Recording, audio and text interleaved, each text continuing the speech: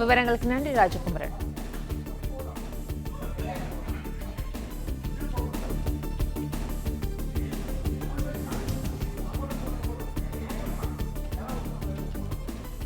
ஹரியானா மற்றும் ஜம்மு காஷ்மீர் சட்டசபை தேர்தல் வாக்கு எண்ணிக்கையானது தொடங்கியிருக்கிறது. 90 தொகுதிகளை கொண்ட ஹரியானா சட்டசபைக்கு ஒரே கட்டமாக கடந்த 5ஆம் தேதி வாக்குப்பதிவு நடைபெற்றது. ஹரியானா சட்டசபை தேர்தலில் 67.90% வாக்குகள் பதிவாகியிருந்தன. இந்த நிலையில் ஹரியானாவில் 93 மையங்களில் வாக்கு எண்ணிக்கை நடைபெற்று வருகிறது. பாட்ஷாப்பூர், குருகிராம், பட்டௌடி ஆகிய தொகுதிகளில் 2 வாக்கு எண்ணிக்கை மையங்கள் அமைக்கப்பட்டிருக்கின்றன. மாநிலம் முழுவதும் வாக்கு எண்ணிக்கை மையங்களில் 12,000 போலீசார் பாதுகாப்பு பணியில் ஈடுபட்டிருப்பதாக தெரிவிக்கப்பட்டிருக்கிறது. அதே சமயம் ஜம்மு காஷ்மீர் சட்டசபைக்கு செப்டம்பர் 18, செப்டம்பர் 25, அக்டோபர் 1 ஆகிய தேதிகளில் 3 கட்டங்களாக வாக்குப்பதிவானது நடைபெற்றது. ஜம்மு காஷ்மீர் சட்டசபை தேர்தலில் மொத்தம் 63.45% வாக்குகள் பதிவாகியிருந்த நிலையில் இன்று வாக்கு எண்ணிக்கையானது தொடங்கியிருக்கிறது. கூடுதல் விவரங்களை இணைப்பில் காத்திருக்கும் செய்தியாளர் ராஜகுமரன் தொடர்ந்து வழங்க கேட்கலாம். ராஜகுமரன், மற்ற மாநிலங்களை ஒப்பிடுகையில் ஜம்மு காஷ்மீருக்கு எப்போதுமே ஒரு தனி எதிர்பார்ப்பு நிலவி இருக்கும். இந்த நிலையில் தற்போது ஜம்மு காஷ்மீரில் தேர்தலுக்கு பிந்தைய கருத்து கணிப்பில் இழுபறி நீடிக்கலாம், கூட்டணி ஆட்சி அமையலாம் என்ற பிந்தைய கருத்து கணிப்பில் எல்லாம் தெளிவுகள் வந்திருந்த நிலையில் இதன் நிலவரங்கள் என்னவாக இருக்கின்றன? நீங்கள் குறிப்பிட்டபடி ஜம்மு காஷ்மீர் மாநிலம் பெரிய அளவில் எதிர்பார்ப்பை ஏற்படுத்தி இருப்பதற்கு அந்த மாநிலத்தினுடைய அரசியல் முக்கியத்துவம் காரணம். புவியியல் ரீதியாக ஜம்மு காஷ்மீர் மாநிலம் இந்தியாவிற்கு எந்த அளவு முக்கியம் என்பது அனைவரும் அறிந்ததுதான். இந்த நிலையில் பாஜக அரசு ஒரு துணிச்சலான நடவடிக்கையை மேற்கொண்டிருந்தார்கள் 2016 காலகட்டத்தில். அதாவது ஜம்மு காஷ்மீர் மாநிலத்துக்கு என்று தனியாக இருந்த ஒரு சில அரசியல் சட்டப்பிரிவுகள், அதிகாரங்கள் காரணமாக அந்த மாநிலம் இந்தியாவோடு ஒருங்கிணைந்து செயல்படுவதில் பல்வேறு தடைகள் இருப்பதாக குறிப்பிட்டு ஆர்டிகல் 370 என்று சொல்லப்படக்கூடிய அந்த 370வது சட்ட பிரிவை நீக்கி இருந்தார்கள். அதன் பிறகு அந்த ஜம்மு காஷ்மீர் மாநிலம் 2ஆக பிரிக்கப்பட்டு ஜம்மு காஷ்மீர் மற்றும் லடாக் என்று 2 யூனியன் பிரதேசமாக மாற்றப்பட்டது.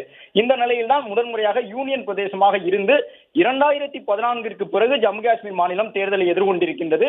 அங்க இருக்கக்கூடிய மக்கள் 60% கூடுதலானவர்கள் வாக்களித்திருக்கின்றார்கள். 63.8 என்ற அளவில் மிக அதிகமான வாக்குப்பதிவு ஜனநாயகத்தின் மீது நம்பிக்கை கொண்டிருக்கக்கூடிய ஜம்மு காஷ்மீர் மக்கள் மூலமாக இந்த தேர்தலில் பதிவாகி இருக்கின்றது.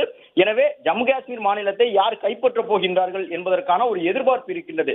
ஜம்மு காஷ்மீரை பொறுத்தவரை தேசிய மாநாட்டு கட்சி அங்க இருக்கக்கூடிய ஃபரூக் அப்துல்லா ஒரு மூத்த அரசியல் தலைவராக இருக்கின்றார். அதே போன்று மக்கள் ஜனநாயக கட்சி மெஹபூபா முஃப்தி அவரும் அந்த மாநிலத்தினுடைய செல்வாக்கு பெற்ற ஒரு அரசியல் கட்சி தலைவராக இருக்கின்றார்.